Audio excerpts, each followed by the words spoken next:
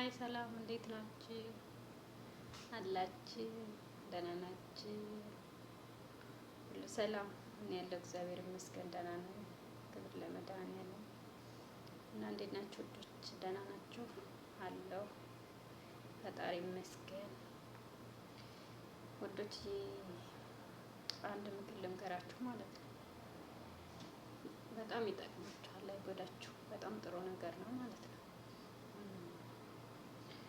እዛ ሀገር ስትኖሩ ብዙዎቻቸው አሁን በተለይ አዲስ የምትመጡ ልጆች ማለት ነው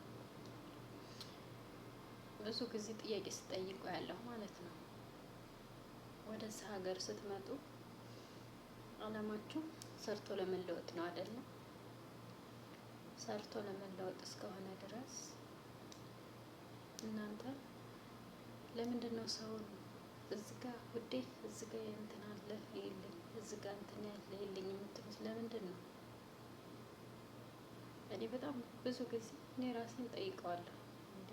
ምንድን ነው ቢኖር ምንድን ነው ለነሱ ጥቅሙ? እንደውም ጉዳቱ ምንድን ነው ለነሱ? ጥቅሙ ነው እንጂ የሚያመዝነው እላለሁ ማለት ነው። ብዙ ጊዜ የምንመጣው እዚህ ልንሰራ እንጂ ልንሰርቅ ወይ ደግሞ የሆነ ነገር ልናደርግ አይደለም። ስለዚህ እዚህ አለ ይሄንን ይልኝ እዚህ አለ ይሄንን ይልኝ ከምትሉ ራሳችሁን አሳምናችሁ ከመጀመሪያ ስንመጣ ለመስራት እስከሆነ ድረስ ሁላችንም ራሳችንን አሳምነን ስራችንን መስራት። እዚህ አለ እዛ አለ የምትሉት ምንድነው መሰላችሁ? እዚህ ጋር እህቴ እዚህ ጋር ካሜራ አለ ይልኝ እዛ ጋር ካሜራ አለ ይልኝ ለምንድን ነው የምትሉት? መኖር እኮ ለእናንተ ይጠቅማችኋል። ከብዙ ነገር ይጠብቃችኋል እኮ። አትስረቁ፣ በራሳችሁ ተማመኑ፣ በራሳችሁ ኮንፊደንስ ይኖራችሁ። እኔ ብዙ ጊዜ በጣም ብዙ ጊዜ ያለው እኔ እንግዲህ ተመጣሁ እዚህ ቆየሁ። አመትን ባይሞላኝ ቆይቻለሁ። 7 ጨርሼ ወደ 8ኛ ወሬ እየገባሁ ነው ማለት ነው። ግን እኔ በጣም ብዙ ጊዜ አያለሁ እንትን ላይ ሁሉም ላይ ያለው እንደዚህ አለ በጣም ነው የሚጠቅማቸው እኮ። ከአደጋ ይጠብቃቸዋል፣ ከብዙ ነገር፣ ከጾታዊ ትንኮሳ፣ ከብዙ ነገር እኮ ይጠብቃቸዋል። ቢኖር ምን ችግር አለው? ራሳችሁን ንጹህ አድርጋችሁ እስከሰራችሁ ድረስ ለእናንተ ይጠቅማችኋል እንጂ እኮ አይጎዳችሁም። መቼም እኔ እንጃ ከስንት አንዳንድ ሰው አንዳንድ ቦታ ላይ ሊኖር ይችላል። ምክንያቱም ከ90% 80% ምናምን ምግብ መቼም አይከለክሉም አትብሎ የሚል አይኖርም። አንድ ሰው ስራውን አክብሮ እስከሰራ ድረስ በስነ ስርዓት እኔ አሁን ስራዬን መስራት ያለብኝን ነገር የሚከፍሉኝ እንድሰራ ነው አይደል? አንድ ሰው እስከከፈላችሁ ድረስ ይሄንን አምነንበት ተማምነንበት ነው የምንመጣው። ከዛ ስንመጣ ማለት ነው እስከተከፈለን ድረስ በአግባቡ ስራችንን ተጨረስን።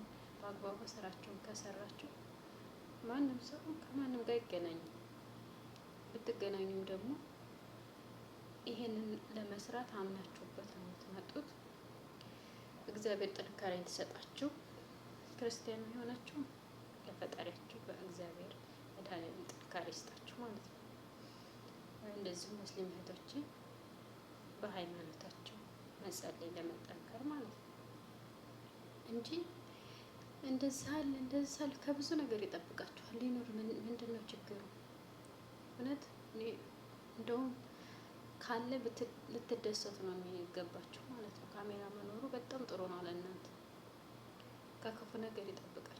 በተለይ አዲስ ለመጣችሁ ቋንቋ ለማታውቁ ልጆች በጣም ጠቃሚ ነው፣ ይጠቅማችኋል። በጣም ነው የሚጠቅማችሁ። አትጎዱበትም። የምሬን ፈታ ብላችሁ ስሩ። ይህንን እንትን አዳዲስ ስለሚመጡ ልጆች ምናምን ሸር አድርጎላቸው ማርያምን፣ የምሬን በጣም ነው የሚጠቅማቸው።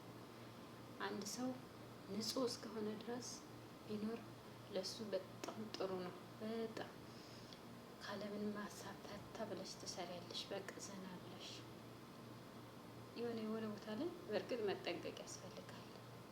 የምታደርጉት ነገር ምናምን ካለ ተጠንቀቁ ከዛ ነገር እንጂ ኖሮ እንደውም እንደፈለጋቸው እንትን ብላቸው እንትን ብትሉ አሪፍ ነው። ምክንያቱም ጥሩ ነገር ነው፣ ማርያምን ጥሩ ነው እና ይሄንን ልመክራቸው ነው። እኔ በጣም ጥሩ ነው የምላቸው ቢኖር ለእናንተ ጥሩ ነው እንጂ መጥፎ አይሆንም። ስለዚህ ጥሩ ነው፣ ራሳችሁን ትጠብቃላችሁ ማለት ነው።